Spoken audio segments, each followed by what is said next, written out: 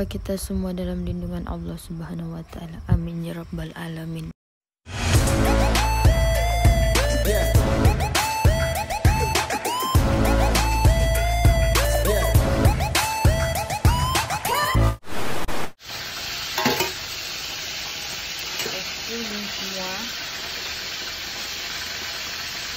Ada bentuk seperti melekat.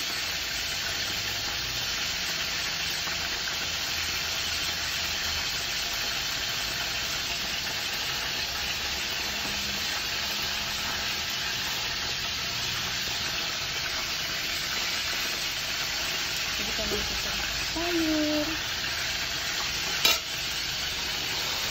Daun-daun. Depends daripada kamu lah. Kamu mau kasih banyak dia punya air kah atau tidak. Tapi kalau saya suka yang macam begini.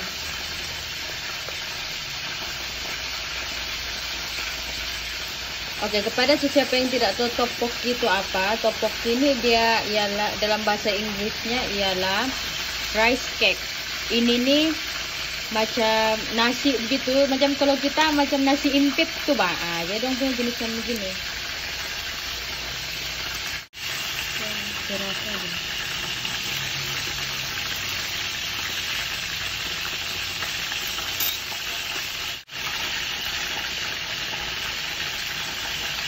Oke, Tara, siap. Hello guys, welcome back to my channel. Oke, ini adalah saya punya makanan yang di ala-ala Nuraini. Oke.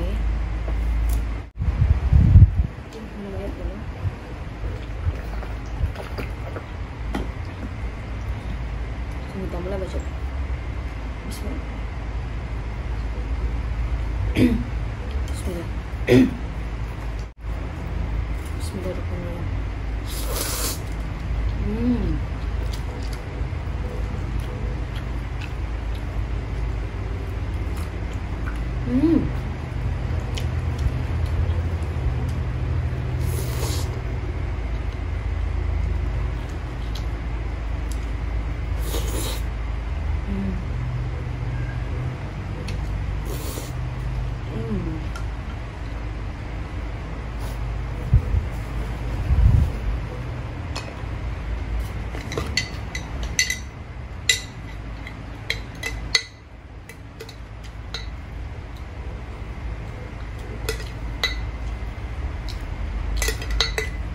Enggak pedas.